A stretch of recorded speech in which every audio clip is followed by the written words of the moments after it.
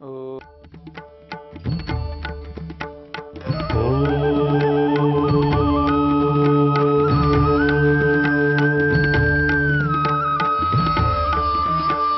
शन्नो मित्रः शं वरुणः शन्नो भवत्पर्यमा शन्न इन्द्रो बृहस्पतिः शन्नो विष्णुरुक्रमः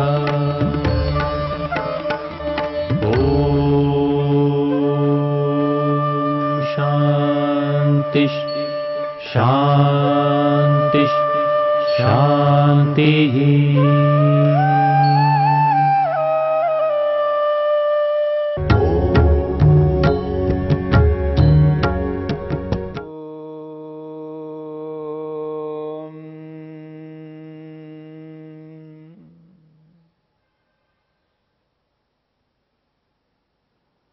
साधन पाद के चौथे सूत्र को लेकर के हम विचार कर रहे हैं।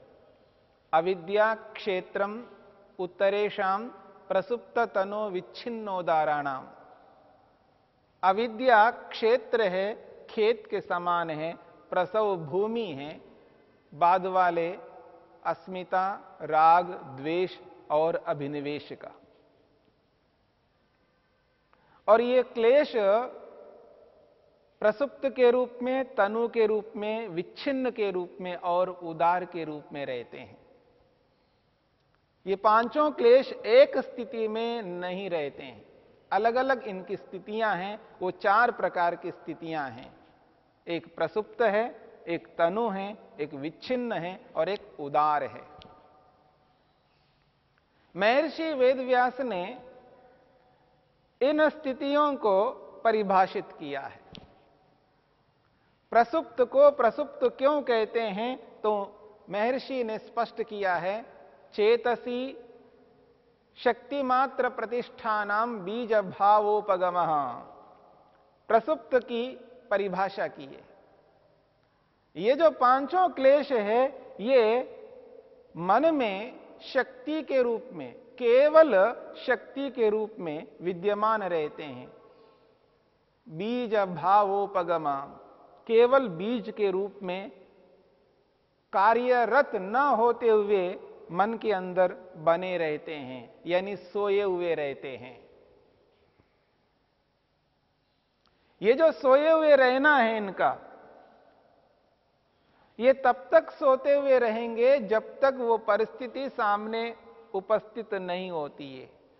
वो देश, वो परिस्थिति, वो काल उसके सामने जब तक प्रकट नहीं होते हैं, तब तक ये सोते हुए रहेंगे। जैसे कि मैंने आपके सामने उदाहरण दिया था, बाल्यावस्था में बच्चा है, बहुत छोटा सा है, 5-6 महीने का बच्चा है, उसके अंदर ये पांचों क्लेश रहते हुए भी जागृत नहीं होते हैं। और जागृत ना होने का जो काल है, समय है, ये बहुत लंबा है। जैसे मेरे मन में स्तनपान करने का भाव है, वो राग है, पर आज जागृत नहीं है और इस जन्म में जागृत नहीं होगा, क्योंकि मैं बड़ा हो गया हूं। वो राग मेरे मन के अंदर विद्यमान है। जब मैं मरूंगा, यानी जब इस शरीर को त्याग करूंगा, अगले शरीर को प्राप्त करूंगा, अगले शरीर को प्राप्त करके जब जन्म लूंगा, तब मेरी बाल्यावस्था आएगी, तब मैं बच्चा रहूंगा। उस समय स्तनपान करने का भाव मेरे मन में जागेगा। वो जो परिस्थिति है, वो जो विषय है, वो जो बाल्य अवस्था है, वो आलंबन है, जब मेरे सामने आ जाता है, तब मेरे मन में वो राग जागृत हो जाता है, स्तनपान करने की इच्छा उत्पन्न होती है, तब मैं स्तनपान करने लगूंगा।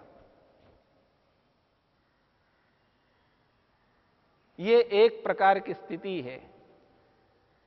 जो छोटे से बच्चे होते हैं, बाल्यकाल है उनका, किसी का 1 वर्ष का, किसी का 2 वर्ष, किसी का 3, कोई 4-5 साल का है।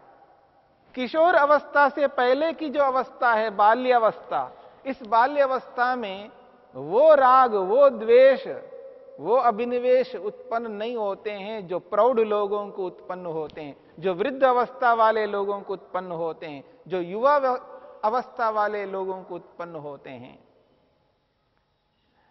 युवाओं में, प्रौढ़ों में, वृद्धों में जिस प्रकार का राग होता है, जिस प्रकार का द्वेष होता है, उस प्रकार का राग द्वेष बाल्य अवस्था वालों में नहीं होता है। और जब वो अवस्था जब तक नहीं आती है, तब तक ये सोते हुए रहेंगे, सोए हुए रहेंगे, प्रसुप्त रहेंगे। मनुष्य की अलग अलग अवस्थाओं में अलग अलग स्थितियां उत्पन्न होती हैं, और जब तक वो अवस्था नहीं आती है, तब तक वो क्लेश बस प्रसुप्त की स्थिति में सोया हुआ रहता है। तो ये जो सोया हुआ रहना है, ये इसका रहना लंबा है। किसी का 10 साल हो सकता है, किसी का 20 साल हो सकता है, किसी का 50 साल हो सकता है, किसी का 100 साल हो सकता है, किसी का अगले जन्म में जाकर के जागृत हो सकता है, किसी का 2 जन्मों के बाद, किसी का 50 जन्मों के बाद। बहुत लंबा काल है इसका। इसकी जो अवधि है बहुत व्यापक है। क्लेशों की व्यापकता आश्चर्यजनक है। क्लेशों की जो व्यापकता है वो आश्चर्यजनक है। कब कौन सा क्लेश जाग जाए कहना बहुत कठिन है, परंतु यह सुनिश्चित है कि सारे के सारे क्लेश मन के अंदर विद्यमान हैं। और इस संसार में अनगिनत वस्तुएं हैं जिनकी गणना हम नहीं कर सकते हैं, और अनगिनत वस्तुओं के विषय में अलग अलग राग, अलग अलग द्वेष, अलग अलग अभिनिवेश, अलग अलग अविद्या हमारे मन के अंदर विद्यमान है।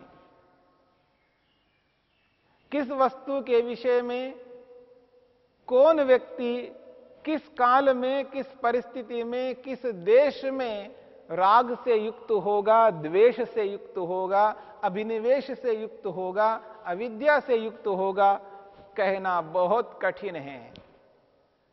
परंतु वो स्थिति कभी न कभी आएगी। उस स्थिति में जाकर के उससे संबंधित वो क्लेश उसी काल में, उसी देश में, उसी परिस्थिति में जाग जाएगा। इसलिए मन के अंदर जो क्लेश सोए हुए हैं, उन सोए हुए क्लेशों का जागना उस देश काल परिस्थिति के ऊपर निर्भर करता है। और एक बात, मनुष्य योनि के क्लेश अलग प्रकार के हैं, पशु योनि के क्लेश अलग प्रकार के हैं। पशु पक्षियों के क्लेश अलग प्रकार के हैं, कीट पतंगों के क्लेश अलग प्रकार के हैं। जितनी भी योनियां हैं, उन योनियों से संबंधित अलग अलग प्रकार के क्लेश है। अनगिनत योनियां हैं जिन योनियों को आज हम गिन नहीं सकते। उन अनगिनत योनियों में अनगिनत प्रकार के क्लेश विद्यमान हैं। अर्थात मनुष्य का राग अलग प्रकार का है, पशु का राग अलग प्रकार का है, पक्षी का राग अलग प्रकार का है, कीट पतंग का राग अलग प्रकार का है। ऐसे ही द्वेष, ऐसे सभी क्लेशों के बारे में समझ लीजिएगा। है तो क्लेश है, लेकिन क्लेशों के प्रकार है, क्लेशों की विविधता है, भिन्नता है। अलग अलग योनियों में अलग अलग प्रकार के क्लेश रहते हैं, और वो सारे के सारे क्लेश हमारे मन में विद्यमान हैं। इस बात को समझने का प्रयत्न करना, क्योंकि हम हर बार मनुष्य बनते हुए नहीं आ रहे हैं। हम किसी जन्म में पशु पक्षी भी बने हैं, कीट पतंग भी बने हैं, न जाने जितनी योनियां हैं उन सभी योनियों में जा चुके हैं और जाएंगे भी। हां, यदि योग को अपना करके, योगाभ्यास के माध्यम से इन क्लेशों को समाप्त करेंगे, नष्ट करेंगे और मुक्ति को प्राप्त करेंगे, मोक्ष को प्राप्त करेंगे, तब हम कह सकते हैं उन योनियों में हम नहीं जाएंगे। यदि ऐसा नहीं किया है, ऐसा उद्यम, मेहनत, पुरुषार्थ नहीं किया है, हम इस जन्म में इन क्लेशों को जान करके, समझ करके, इनको कमजोर बना करके क्रिया योग के माध्यम से और प्रसंख्यान रूपी अग्नि से, तत्वज्ञान से इनको नष्ट नहीं करते हैं, तो ये सारे के सारे क्लेश बने रहेंगे। और इन क्लेशों को समाप्त करने का एकमात्र उपाय है योग।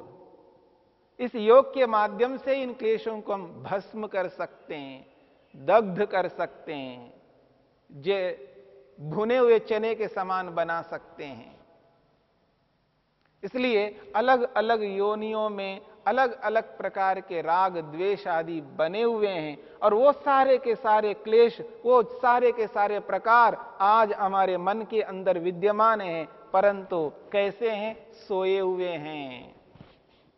आज मैं मनुष्य हूं तो मनुष्य से संबंधित क्लेश ही जागते हैं और पशु, पक्षी आदि जितनी भी योनियां हैं, उन योनियों से संबंधित जिस जिस प्रकार के क्लेश हैं, वो सारे के सारे मेरे मन में हैं, लेकिन वो सोए हुए हैं, वो जाग नहीं सकते।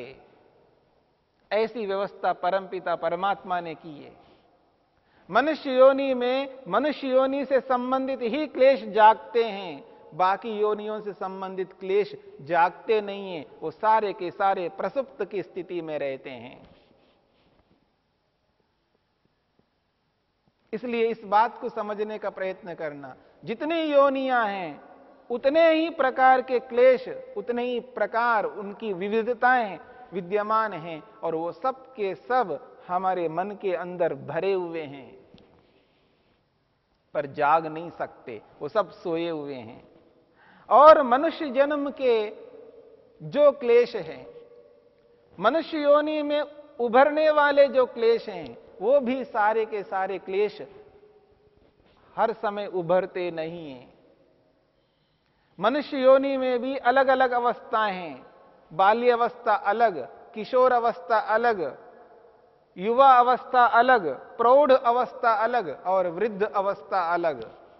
और बाल्य अवस्था वाले बच्चों में वृद्ध अवस्था वालों के क्लेश उभरते नहीं हैं। वृद्ध अवस्था वालों में बाल्य अवस्था वाले क्लेश उभरते नहीं हैं। ऐसे ही अलग अलग अवस्था वाले क्लेश जिस किसी भी अवस्था में उभर नहीं सकते। इसलिए किस अवस्था में हम विद्यमान हैं, उस अवस्था से संबंधित जो जो क्लेश हैं, वही क्लेश उस समय उभरते हैं। बाकी सारे के सारे क्लेश, सभी अवस्थाओं से संबंधित क्लेश सोए हुए रहते हैं, प्रसुप्त की स्थिति में रहते हैं।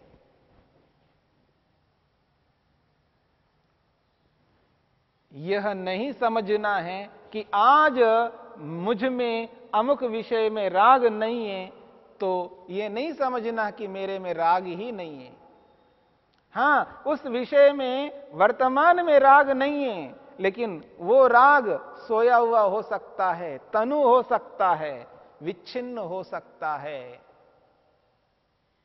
इस बात को समझने का प्रयत्न करना।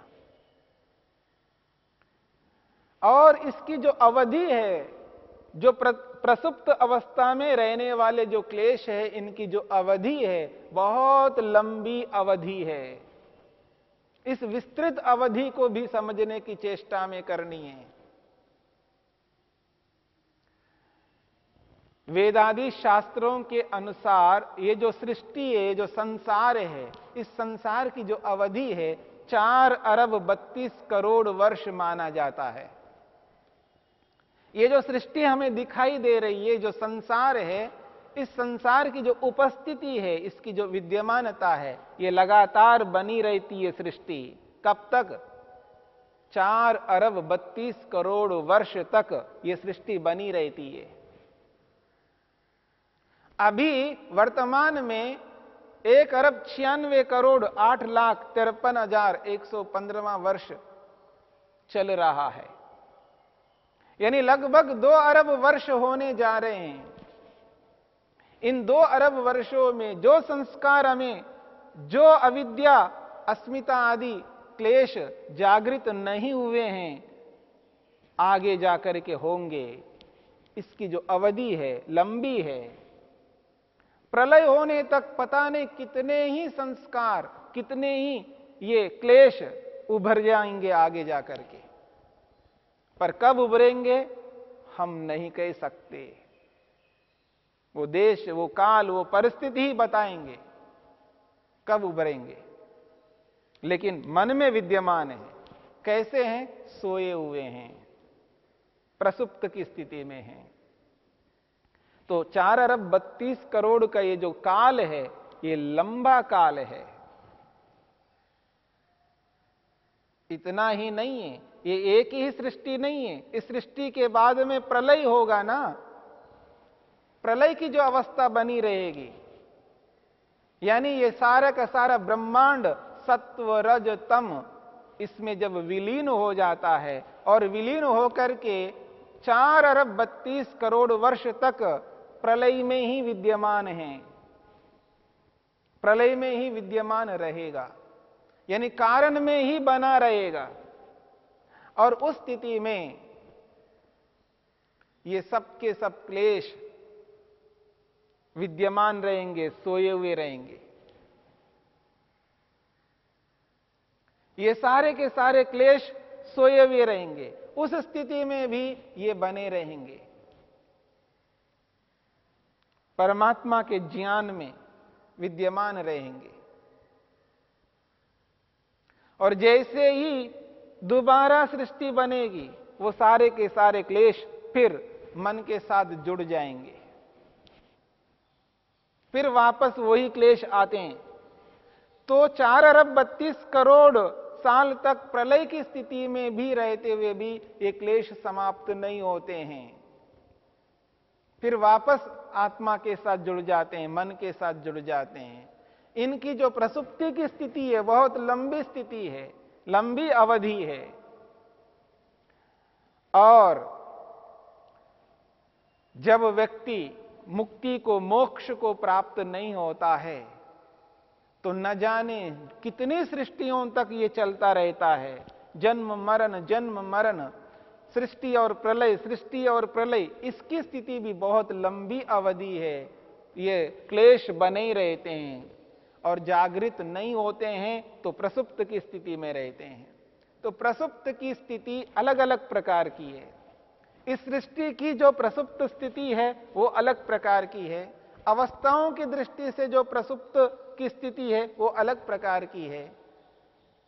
देश काल परिस्थिति के अनुसार जब व्यक्ति इन क्लेशों से युक्त होता है तब ये जाग जाते हैं, और जब तक नहीं जागते हैं तब तक सोए पड़े रहते हैं।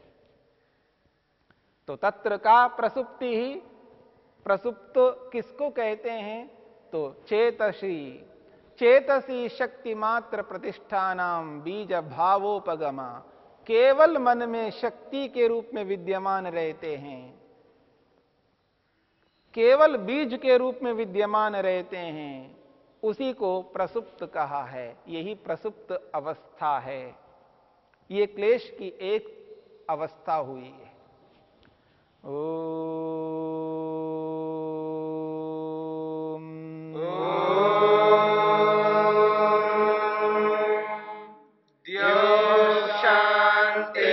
शांतिरंतरिक्षं शांति पृथिवी शांतिरापः शांतिरोषधयः शांतिः वनस्पतयः शांतिर्विश्वे देवा शांतिर्ब्रह्म शांति सर्वं शांति शांतिरेव शांति शांति